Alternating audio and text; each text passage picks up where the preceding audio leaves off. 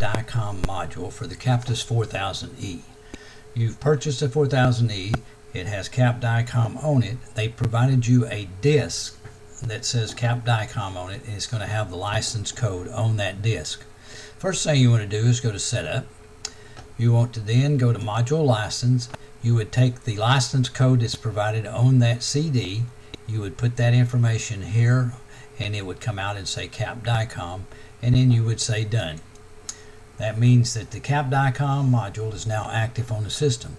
Then you would go to DICOM, and you would go to Settings. Now then, this is blank, and you will have to fill it in. So you'll have to get an AE title from the PACS administrator. Once he provides you that AE title, fill that in. Fill in the remaining part of this form, and then say Save.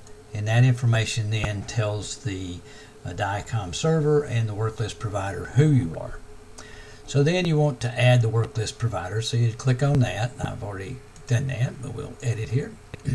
It'll come up and it'll say name. In my case, I call it work list, and then the AE title is provided by the PACS administrator, the host name, which will be the IP address, and the port that it's found on. And then I usually select active. This part here will all be automatically filled in, so you want to echo. You will echo. It will then communicate with the work list provider, and it'll come back and tell you it's successful. If it's successful, you know that there is communication established, and we've got successful echo. You would save that, and then you want to do the same for the DICOM. And you would say add storage provider, and then DICOM brings up this page. You would fill out the name. In my case, I call it DICOM storage. The AE title, whatever AE title is provided to you by the PACS administrator, the IP address, and the port number. I usually say active here, and this information is filled in automatically. You would echo, and we're echoing to see if the DICOM storage will communicate with the Captus 4000E. If it communicates, then we will say save down here, and it communicated. And then we're ready to proceed with our thyroid uptakes. We've got all the information in, so we would say done. So to do the thyroid uptakes, we would say thyroid uptake. Brings this up. We want to then go to a DICOM work list. It pulls this up. If there's DICOM data on it, we would clear all of that data by going to clear all and selecting OK. Then we would query the work list provider, and it would query it by today's date and the modality nuclear medicine. We would query it. It's going to come back to us and say these are the patients that are currently on the work list that can be accessed today. So then we would go in and we would select a patient. In this case, we will select Jane Wyman. We will say import that patient. You've got to highlight it and put a check mark. Import the patient. It goes into the patient directory. So now then we've got it there. We want to select Jane Wyman. So once we've selected the patient, it's going to come back and say there's additional information needed for this patient that you've just pulled over. So you say yes, we want to update it. So you have to select the protocol. In this case, we'll say I-123 uptake. Then we have to after we've selected that, we will have to fill in with the lot number from the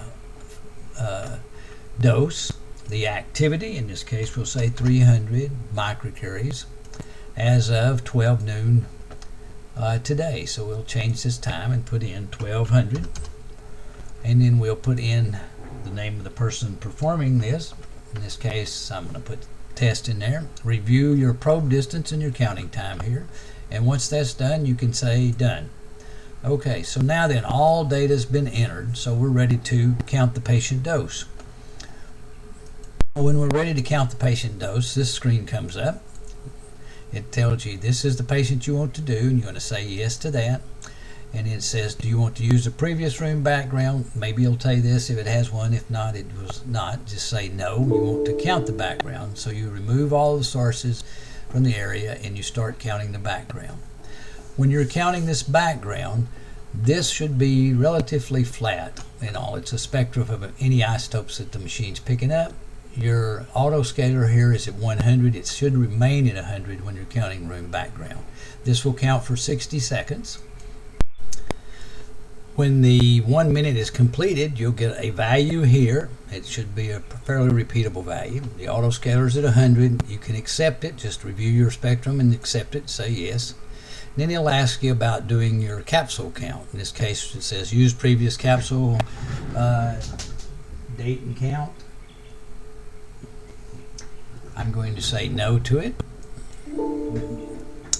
So what we want to do now is we want to put the capsule into the phantom. We want to properly position it in the phantom so that the capsule is in that phantom with it closest to the surface of the phantom, and we want to make sure that the lines on top line up and that the capsule, the distance marker is not obstructing the view of the capsule from the detector surface. So we're ready to measure the capsule. We say OK. It'll begin the capsule count.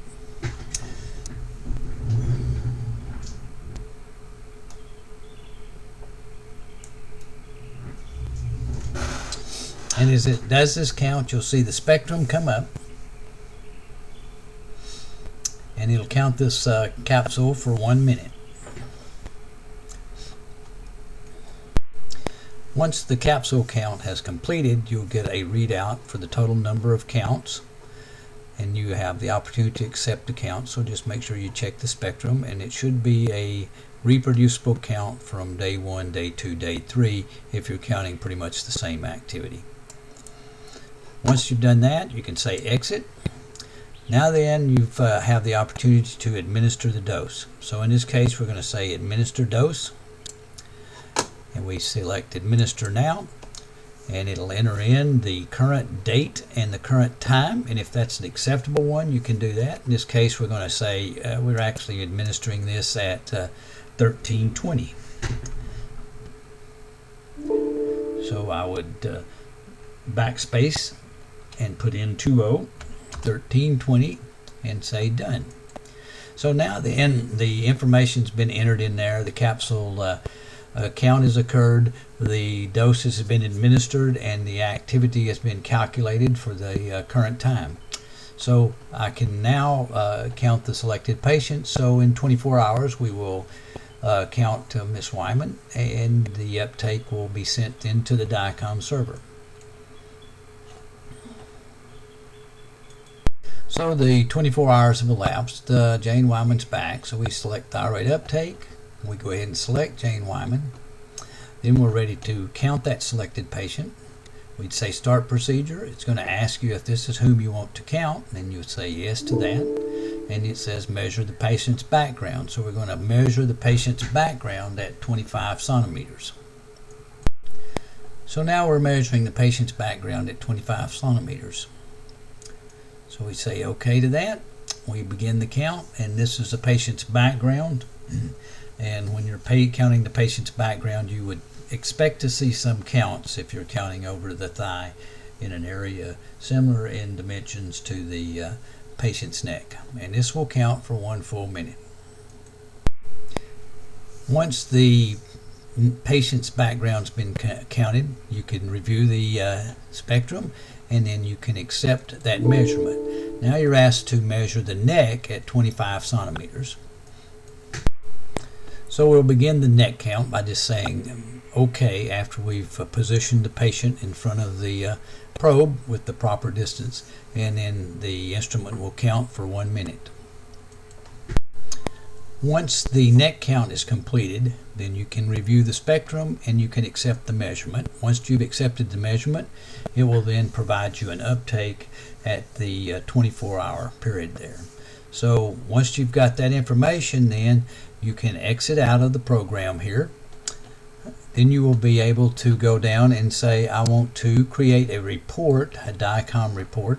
So you would say report. It brings up the information here on Miss Wyman. Tells you what the original count was, what the count was done at 24 hours, what time it was done. And because we're looking at 15 to 35 for the normal value, the uptake showing is 40%. It's outside of the normal value there. So we want to create a DICOM report. So we select DICOM report. It brings up the DICOM report with all of the necessary information. If any information is missing here, it'll have to be put in. And we can look at page 1, and we can look at page 2, which shows you a graphic display of the information. So now that you have this information, you can now export it over to the DICOM server. So you would say export, and the report now will go to the DICOM server, and when it finishes that report, it will come back and say it was successfully exported to the DICOM server there.